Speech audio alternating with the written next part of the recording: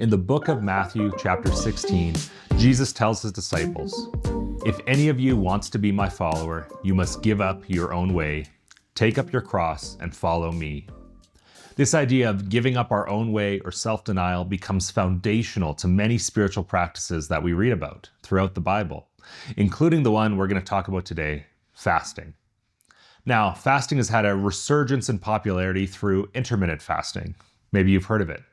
Intermittent fasting is a health-focused practice of time-restricted eating. And while the idea may be similar, the purpose of fasting as a spiritual practice is very different. For Christians, fasting is not for the physical benefit, but rather the spiritual. The main purpose and benefits come in seeking after God's own heart. One might fast to experience God's presence, to seek healing and deliverance, or for wisdom and guidance in a particular area. Throughout the Bible, we see three main types of fasting, each a type we can engage in today.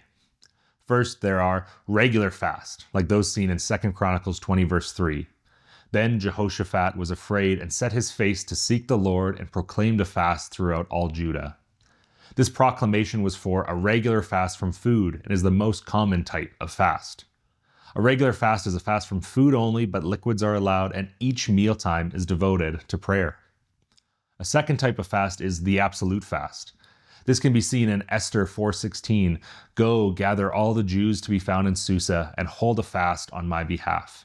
Do not eat or drink for 3 days, night or day."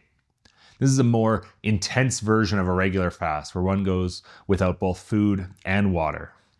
And the third type of biblical fast is the partial fast, as seen in Daniel. "I ate no delicacies, no meat or wine entered my mouth, nor did I anoint myself at all for the full 3 weeks. A partial fast still involves restricting oneself, but it does not remove all sustenance from an individual. All three types of fasting are legitimate, and each can play a role in our spiritual walk because they provide an opportunity to come before God, seeking His will and His providence intentionally. Fasting has played a role in my life in several ways. When I originally began to feel called to ministry, it was through prayer and fasting that I could more fully discover and embrace God's calling on my life. And as different opportunities have been placed in front of me, from choosing which groups God wanted me to serve to choosing job opportunities to pursue, I was able to discover God's will through prayer and fasting. And while discovering God's calling on my life has been valuable, the most powerful experience I've had in fasting have gone beyond that.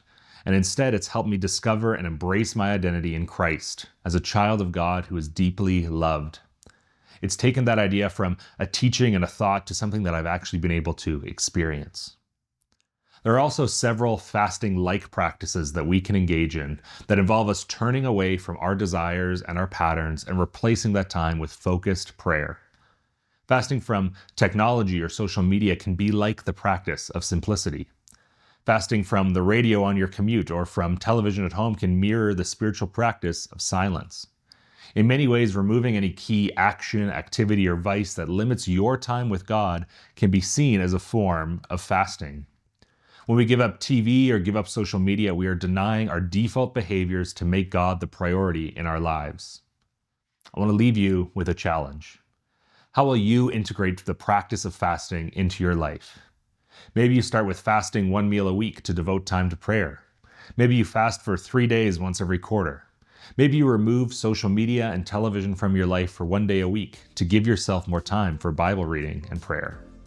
Whatever you decide, take up the challenge. Deny yourself, take up your cross, and follow Jesus.